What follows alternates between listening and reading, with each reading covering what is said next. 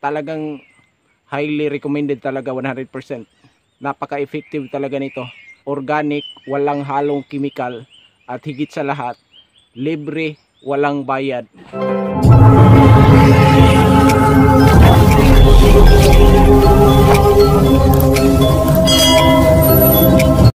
What is up yung mga bay? Welcome again dito sa ating munting channel. Sa video ito, as you can see, nandito tayo sa bundok, no? Kasi mayroon tayong hinahanap na halamang gamot. So dito mag-ikot-ikot lang tayo dito sa paligid. Sigurado mayroon yan. Ito palang gamot na ito ay kusa lang itong tumutubo sa wild. Or pwede naman siyang i-cultured, pwede naman siyang gawing halaman. Mas maganda, mas mai-recommend ko nga kapag nakahanap kayo ng ganito, magtanim kayo sa bakuran para anytime na kailangan, nandyan agad. Ayun, yun, may nakita na ako. Ito, parang bayabas ang dahon niya, pero ito yun. Ang tawag dito sa local term, dito sa amin sa Cebu, ang tawag nito, sanggaay. Alright, para mas ma-describe ko sa inyo ng maigi kung ano ang bulaklak niya, maghanap ako ng yung medyo matanda na namumulaklak para mas magkaroon kayo ng idea kung ano yung eksaktong itsura para mahanap nyo dyan sa area nya. Ito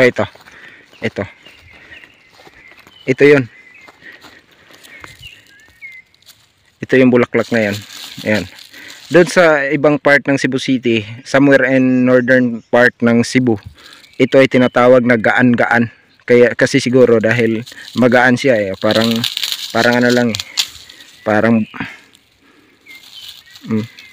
parang bulak. Ayan oh. Kaya tinatawag itong gaan-gaan. Dito sa area na to marami pala oh. Ayun, mayroon pa isa doon oh. Ayan. Yan ang pinaka the best talaga para sa akin, pinaka the best na tambal sa himughat o tambal sa bughat o gamot sa binat sa Tagalog. Ito pa isa oh. Ito. Akalain mo parang ano lang, ordinaryong damo, pero ginagarantisado ko na talagang napakabisa niyan. Kahit na nga yung sinasabi nila na malalang version ng binat, yung 'di ba kapag nabibinat, lalo na kapag babae bagong panganak, ay madaling mabinat yan, nalipasan lang ng gutom yan, mabibinat na kagad yan. Ganyan, yan ang halaman na highly recommended ko talaga, the best na halaman, greatest of all time para sa akin. Ito, may tinatawag dito sa Cebu City na bughat tingag. Yun yung pinaka severe na epekto ng binat. Kumbaga parang pagka hindi nag-aagapan nga, nauuwi yun sa yung nawawala sa katinuan, o kaya yung iba naman nakakalbo, yung parang tipos. Pero highly recommended ko ito. Ang dami rito. Ito dikit-dikit sila. Ayan pa isa, ari pa. So I hope na nakatulong kahit papaano itong video na ito. Ginawan ko na lang ng video, at least ba na ma-aware yung iba na hindi pa nakakakilala ng gamot na ito. Napakabisa talaga, 999% effective. Meron pa isa dun oh. So ngayon mga bay, sa instructions kung paano ito gawing herbal medicine, ganito. Ito, may nabunot na ako rito oh. Ito lang ang gagamitin natin. Ito, puputulin natin to kasi ugat lang ang kailangan. Alright, ngayon ito yung kabuuang dahon niya oh. Puputulin natin to, tapos lilinisin natin itong maigi, lahat ng mga lupa. Mas maigi kung i-brush natin ito, tapos pagsama-samahin, mas marami mas maganda.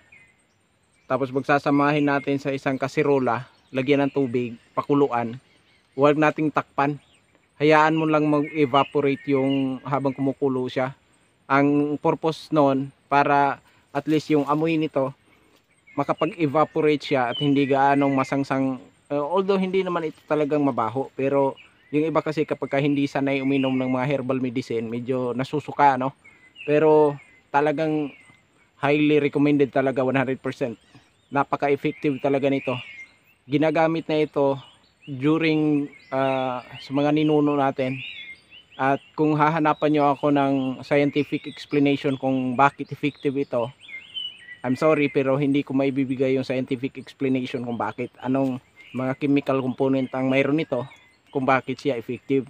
Pero based on observations for many years na ginagamit ito ng mga matatanda up to this point, talagang napaka-effective talaga at walang side effect dahil ito ay natural herbal medicine, organic, walang halong chemical, at higit sa lahat libre, walang bayad, nasa paligid lang tumutubo, no?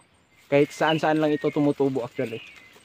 Pasensya na, medyo maingay yung mga ibon kasi oras na ng ano nila yata ngayon kasi hapon na, magagabi na actually. So yun, tutuloy ko lang. So pag napakuluan na ito, siguro mga 3 to 5 minutes na kumukulo hanggang sa ma-extract na yung kanyang pinakakatas. Huwag kayong magtaka, yung katas nito parang pinkish or parang ang sabaw magiging kulay pula. So normal lang talaga niya yon. So yun doon natin malalaman na na-extract na lahat ng mga katas ng ugat pag nag-iiba ng kulay ng sabaw. At yun naman ang gagawin nating tubig o gawin ng tubig ng taong nabinat o nabughat. Napaka-effective talaga, sinasabi ko sa inyo. Hindi ko ito ipopromote sa inyo kung hindi effective at hindi ko nasubukan in 100 of thousands time if not million. Pero ang gusto ko lang talaga dito sa Sanggaay ay kahit siya lang, ito lang, walang ibang variety na mixture, ay talagang napaka-effective talaga niya. Hindi ako madalas gumagamit ng ibang halamang gamot pagdating sa binat dahil kailangan mo pa itong partneran ng iba't ibang klaseng organic din, ng mga herbal medicine din. Pero ito, kahit ito lang, mas marami nito, mas maganda. Pero isang variety lang, ito lang.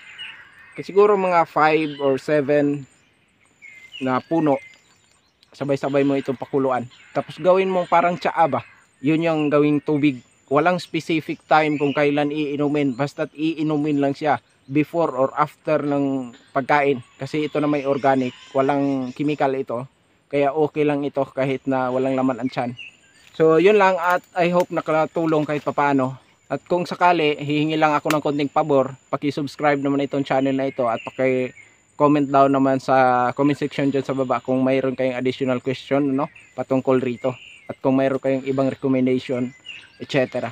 Alright, so maraming salamat guys and see you in my next upload.